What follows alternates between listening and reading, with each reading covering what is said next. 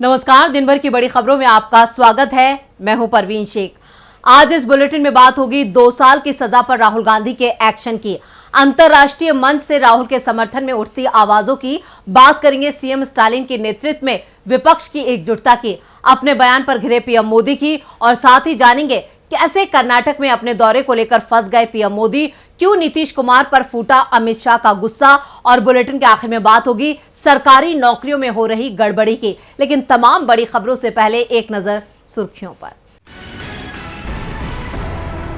Pegasus जैसा नया spyware खरीदने की तैयारी में मोदी सरकार। 986 करोड़ रुपए का है बजट। पेगासस को अमेरिका कर चुका है ब्लैकलिस्ट। भारत में भी है इस पर विवाद। सोशल मीडिया पर कांग्रेस और बीजेपी के बीच शुरू हुआ वीडियो वॉर। बीजेपी ने बनाई कांग्रेस फाइल्स। पहले एपिसोड में 4.82 लाख करोड़ के घोटालों का किया जिक्र। कांग्रेस नेता शशि थरूर का बड़ा बयान, बोले भारत जोड़ो यात्रा से घबराई बीजेपी। 2024 चुनाव में बहुमत हासिल नहीं कर पाएगी बीजेपी। भारतीय अंतरिक्ष अनुसंधान संगठन की एक और कामयाबी, रीयूजेबल लॉन्च व्हीकल RLV-LX और ATR से किया संचालित। 2016 में हुई थी मिशन की शुरुआत। ये तो थी सुर्खियां, और अब बात आज की सबसे बड़ी खबर की। सभी चोरों का सरनेम मोदी क्यों होता है? इस बयान से जुड़े मानहानि केस में सूरत कोर्ट ने 23 मार्च को राहुल गांधी को दोषी करार दिया था। ठीक दूसरे दिन यानी 24 मार्च को राहुल की लोकसभा सदस्यता भी रद्द कर दी गई थी। 11 दिन बाद राहुल फैसले के खिलाफ सूरत के सेशन कोर्ट में याचिका लगाने वाले हैं। राहुल की लीगल टीम 3 अप्रैल को कोर्ट जाएगी। देखते हैं ये रिपोर्ट। राहुल गांधी मोदी सरनेम मानहानि मामले में अपनी 2 साल की सजा के खिलाफ 3 अप्रैल को सूरत कोर्ट में याचिका दाखिल कर सकते हैं। राहुल गांधी को सूरत कोर्ट ने हाल ही में मोदी सरनेम के मानहानि केस में सजा सुनाई थी। खबरों के अनुसार फैसले को चुनौती देने वाली याचिका तैयार है। जल्द ही याचिका को राहुल कोर्ट में दाखिल कर सकते हैं।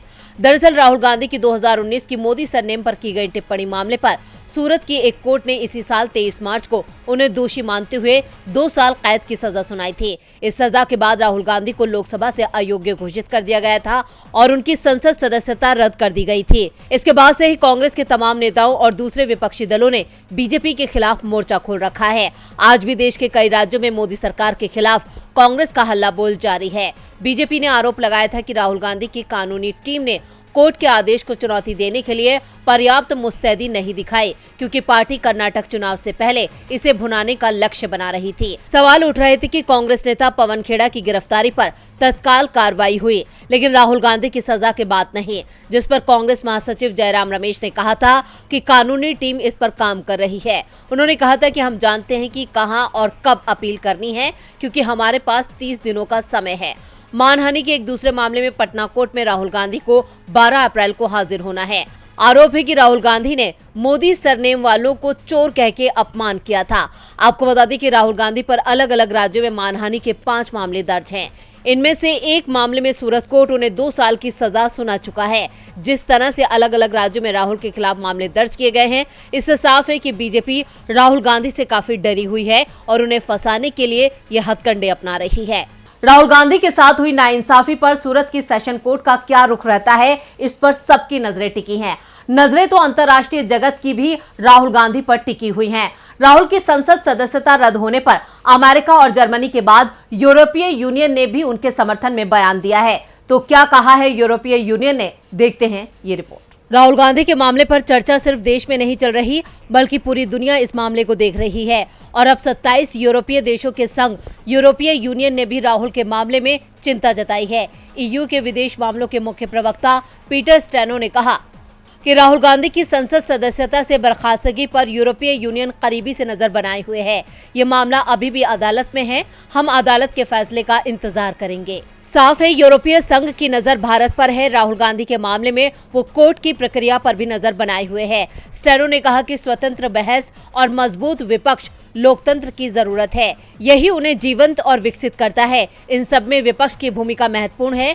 EU ने कहा कि न्यायिक स्वतंत्रता, अभिव्यक्ति की आजादी, कानून का शासन और मानवाधिकार की सुरक्षा जैसे मुद्दों पर हमारी नजर बनी रहती है। हम इन मुद्दों पर भारत के साथ संपर्क में हैं। इससे पहले जर्मनी के विदेश मंत्रालय ने कहा था कि राहुल गांधी के मामले की जांच निष्पक्षता से होनी चाहिए। हमें उम्मीद है कि कोर्ट उनकी सदस्यता जाने के मामले की सुनवाई मौलिक और लोकतांत्रिक मूल्यों को ध्यान में रखकर करेगी। जर्मनी ने कहा है कि मामला कोर्ट में है। जर्मनी से पहले अमेरिका ने भी इस मामले पर नजर रखने की बात कही थी। अमेरिकी सरकार के डिप्टी स्पोकपर्सन वेदांत पटेल ने कहा था, न्यायिक स्वतंत्रता और कानून के शासन के लिए सम्मान किसी भी देश में लोकतंत्र की बुनियाद है। अमेरिका की नजर राहुल गांधी वाले मामले पर है। विदेशों से राहुल के समर्थन में उठ रही आवाजों ने मोदी सरकार की मुश्किलें बढ़ा दी हैं। मुश्किलें तो तमिलनाडु के सीएम ने भी सरकार की बढ़ा दी हैं। लोकसभा चुनाव 2024 में अभी 1 साल का वक्त बचा है, लेकिन इसको लेकर तमिलनाडु के सीएम एम.के. स्टालिन ने बड़ा कदम उठाया है। स्टालिन ने 14 विपक्षी पार्टियों की मीटिंग बुलाई है, जिसमें ज्यादातर क्षेत्रीय पार्टियां हैं। हालांकि दावा किया जा रहा है कि इस मीटिंग में 20 दल शामिल हो सकते हैं। तो क्या है इस बैठक का एजेंडा, देखते हैं ये रिपोर्ट। दिल्ली में सोमवार को मजबूत विपक्षी गठबंधन की नींव पड़ेगी। DMK chief MK. स्टालिन ने विपक्षी दलों को साथ आने का न्योता दिया है और उनके न्योते को बीजेपी विरोधी सभी दलों ने स्वीकार भी कर लिया है। सबसे बड़ी बात, विपक्षी एकता में बाधा दिखाई दे रही 3 पार्टियां टीएमसी, बीआरएस और आप ने भी स्टालिन के न्योतों को स्वीकार कर लिया है। ये तीनों ही पार्टियां पीएम पद की दावेदारी कर रही थी, लेकिन अब उनके सुर थोड़े कमजोर पड़ते दिखाई दे रहे हैं। बैठक में राजस्थान के सीएम अशोक गहलोत, झारखंड के सीएम हेमंत सोरेन, बिहार के डिप्टी सीएम तेजस्वी यादव ने शामिल होने की जानकारी भी दे दी है। 20 पार्टियों के नेताओं की इस बैठक में शामिल होने की संभावना बताई जा रही है। बैठक में कुछ नेता ऑनलाइन भी जुड़ेंगे। बैठक एम.के. स्टालिन ने बुलाई है, इसलिए अध्यक्षीय भाषण भी वही देंगे। इससे पहले चेन्नई में स्टालिन के 70वें जन्मदिन पर हुए कार्यक्रम में कांग्रेस प्रमुख मल्लिकार्जुन खड़गे, जम्मू कश्मीर के पूर्व सीएम और नेशनल कॉन्फ्रेंस के अध्यक्ष फारूक अब्दुल्ला, सपा प्रमुख अखिलेश यादव शामिल हुए थे। विपक्षी बैठक को लेकर डीएमके सांसद पी. विल्सन ने कहा है कि यह बैठक पूरे भारत में सामाजिक न्याय आंदोलन को आगे ले जाने और हर किसी के लिए हर चीज के दृष्टिकोण को साकार करने के लिए है। दरअसल इस बार राहुल गांधी के मामले और अडानी हिंडनबर्ग केस के चलते मोदी सरकार के खिलाफ विपक्षी गठबंधन बनना शुरू हो गया है। संसद में रोज विपक्षी दलों की बैठक हो रही है और मोदी सरकार के खिलाफ रणनीति तैयार हो रही है। ऐसे में अब डीएमके चीफ स्टालिन की बैठक पर सभी की नजरें हैं। विपक्ष की बढ़ती ताकत से बीजेपी अभी से परेशानी में नजर आ रही है। परेशान तो पीएम मोदी भी नजर आ रहे हैं। पीएम मोदी ने भोपाल में कहा था कि उनकी छवि खराब करने के लिए सुपारी दी गई है। उनके इस बयान पर राज्यसभा सांसद कपिल सिब्बल से लेकर कांग्रेस अध्यक्ष मल्लिकार्जुन खड़गे ने पीएम को घेर लिया है। तो कैसे अपने ही बयान पर घिर गए पीएम मोदी, देखते हैं ये रिपोर्ट। भोपाल में पीएम मोदी के बयान पर अब विपक्ष ने ही उनकी घेराबंदी शुरू कर दी है। पीएम से सवाल किए जा रहे हैं कि आप घुमा फिरा कर ना कहें, सीधा उन लोगों के नाम बताएं जिन्होंने आपकी सुपारी ली है। इसमें कोई राजनीति नहीं है, क्योंकि आप बीजेपी के नहीं, देश के पीएम हैं। दरअसल पीएम मोदी ने भोपाल में कहा था कि कुछ लोगों ने मेरी छवि को धूमिल करने की सुपारी ली हुई है। इनमें से कुछ लोग देश में हैं तो कुछ देश के बाहर हैं। पीएम मोदी के इस बयान पर पलटवार करते हुए कांग्रेस अध्यक्ष मल्लिकार्जुन खड़गे ने एक फोटो ट्वीट करते हुए लिखा है, आपने तो जनता की जेब काटने की सुपारी ली है। जो फोटो खड़गे ने पोस्ट किया है उसमें 384 दवाइयों और 1000 फार्मुलेशन के दाम में 11% बढ़ोतरी की बात कही गई है और लिखा है कि दवाइयों पर भाजपा की महंगाई गोली। तो पीएम मोदी के बयान वाले वीडियो को पोस्ट करते हुए आरजेडी सांसद मनोज झा ने लिखा, सुपारी सर जी आजकल कौन सी फिल्में देखी जा रही हैं? जय हिंद। जबकि सुप्रीम कोर्ट के वरिष्ठ वकील और राज्यसभा सांसद कपिल सिब्बल ने पीएम से उन लोगों के नाम बताने को कहा है जिन्होंने पीएम की सुपारी दी है। सिब्बल ने कहा कि हमें उन पर मुकदमा चलाने दे। सिब्बल ने कहा कि प्रधानमंत्री मोदी का आरोप, उन्होंने देश के भीतर और बाहर कुछ लोगों को मोदी की कब्र खोदने का ठेका दिया है। कृपया हमें इन लोगों, संस्थानों या देशों के नाम बताइए। ये कोई सरकारी रहस्य नहीं हो सकता। हमें उन पर मुकदमा चलाने दीजिए। अब विपक्ष ने पीएम मोदी को उनके बयान पर ही घेर लिया है, जिसके बाद से बीजेपी नेताओं ने चुप्पी साध ली है और विपक्ष के सवालों के जवाब नहीं दे रहे हैं। पीएम मोदी का अपना ही बयान उनके लिए चुनौती बनता जा रहा है। चुनौतियां तो कर्नाटक में भी कांग्रेस ने पीएम मोदी के सामने पेश कर दी हैं। कर्नाटक में चुनावी बिगुल बज चुका है। चुनावों की तारीखों का ऐलान हो चुका है। सभी राजनीतिक दल अपनी अपनी जीत का दावा कर रहे हैं। कांग्रेस हो, जेडीएस हो या बीजेपी हो, सभी उम्मीदवार चुनाव जीतने के लिए प्रचार में जोर शोर से जुट गए हैं। इस बीच कांग्रेस नेता ने पीएम मोदी को लेकर कई सवाल उठाए हैं। तो क्या कहा है कांग्रेस नेता ने, देखते हैं ये रिपोर्ट। कर्नाटक में 9 अप्रैल का दिन काफी अहम है। 9 अप्रैल को कर्नाटक में राहुल गांधी का सत्यमेव जयते कार्यक्रम होने वाला है और उसी दिन पीएम भी कर्नाटक दौरे पर हैं। पीएम मोदी के दौरे पर कांग्रेस नेता सिद्धारमैया ने सवाल उठाए हैं। सिद्धारमैया का दावा है कि आचार संहिता पीएम, मुख्यमंत्री, मंत्रियों या विधायकों की परवाह किए बिना सभी के लिए एक समान रूप से लागू होती है। उन्होंने ये भी सवाल किया है कि क्या पीएम मोदी ने चुनावी राज्य का दौरा करने से पहले चुनाव आयोग की अनुमति ली है, जहां आचार संहिता लग गई है। उन्होंने पूछा, क्या चुनाव आयोग ने पीएम मोदी को अनुमति दी है? अगर वो चुनाव आयोग की अनुमति के बिना आते हैं तो इसका मतलब है कि वो आचार संहिता का उल्लंघन कर रहे हैं। प्रधानमंत्री, मुख्यमंत्री, मंत्रियों, विधायकों के लिए आचार संहिता के नियम अलग नहीं है। आचार संहिता सब पर लागू होती है। यहाँ आने के लिए उन्हें चुनाव आयोग की अनुमति लेनी होगी। आपको बता दें कि पीएम मोदी 9 अप्रैल को प्रोजेक्ट टाइगर के 50 साल पूरा होने पर कर्नाटक आ रहे हैं। अपने चुनावी दौरे के दौरान पीएम के बांदीपुरा टाइगर रिजर्व में सरकारी यात्रा पर जाने को लेकर सवाल उठ रहे हैं। खबरों की माने तो पीएम मोदी टाइगर प्रोजेक्ट के 50 साल पूरा होने के मौके पर मैसूर और चामराजनगर जिलों में आयोजित होने वाले 3 दिवसीय मेगा इवेंट की शुरुआत करेंगे। वो हालिया बाघ जनगणना रिपोर्ट, बाघ संरक्षण के लिए सरकार के विजन को भी जारी करेंगे और इस मौके पर एक सिक्का भी जारी करेंगे।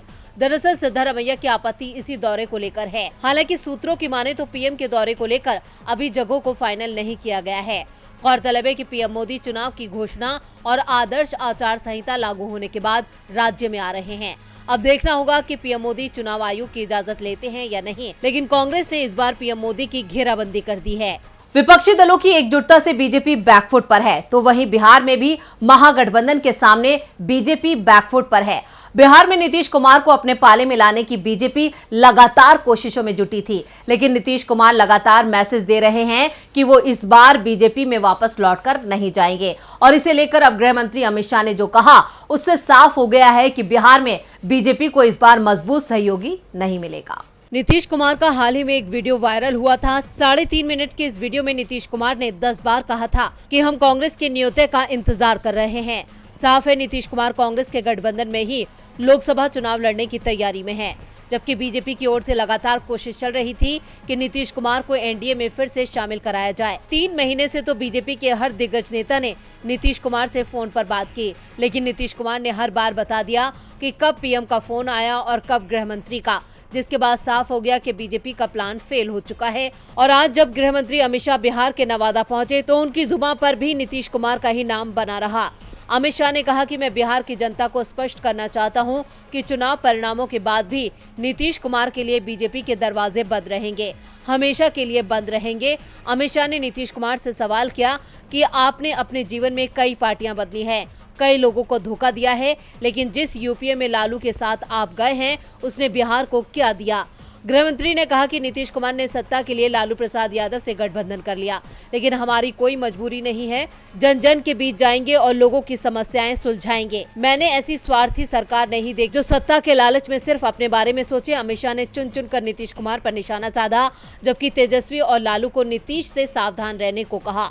शाह के बयान से साफ है कि बीजेपी की नीतीश कुमार को लेकर जो उम्मीदें थी वो पूरी तरह से टूट चुकी हैं।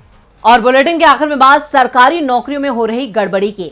देश में अक्सर ये सवाल उठाए जाते हैं कि आखिर सरकारी पदों पर भर्ती क्यों नहीं होती। इन सवालों के बीच सीआईसी ने आउटसोर्स कर्मचारियों की भर्ती की। इसे लेकर संसदीय समिति ने नाराजगी जाहिर की है, साथ ही जवाब तलब किया है। वहीं भर्ती को लेकर सीआईसी ने भी अपनी बात रखी है। क्या है पूरी खबर, देखते हैं ये रिपोर्ट। क्या केंद्रीय सूचना आयोग में भर्ती में हो रही है धांधली? क्या भर्ती प्रक्रिया में हो रही है छेड़छाड़? आखिर क्यों कर्मचारियों को किया गया आउटसोर्स? ये सवाल इसलिए उठाए जा रहे हैं क्योंकि आउटसोर्स कर्मचारियों पर चिंता जाहिर करते हुए संसदीय समिति ने विभिन्न पदों पर कर्मचारियों के चयन के लिए कर्मचारी चयन आयोग से ध्यान देने के लिए कहा है। दरअसल सीआईसी ने 160 स्वीकृत पदों में से 100 पदों को अनुबंध के आधार पर आउटसोर्स कर्मचारियों के जरिए भरा है। इसी भर्ती प्रक्रिया को लेकर समिति ने पूछा है कि आयोग में सीधी भर्ती क्यों नहीं हो रही है और इसमें क्या बाधा आ रही है। संसदीय समिति की रिपोर्ट में कहा गया है कि समिति का मानना है कि अनुबंधित कर्मचारी नियमित कार्यबल की भरपाई कर सकते हैं, लेकिन वो स्थायी कर्मचारियों का विकल्प कतई नहीं हो सकते हैं। इसके साथ ही रिपोर्ट की सिफारिश में कहा गया है कि कर्मचारी चयन आयोग को सीआईसी में सीधी भर्ती रिक्तियों में आने वाली बाधाओं पर गौर करना चाहिए और इस संबंध में स्पष्टीकरण देना चाहिए।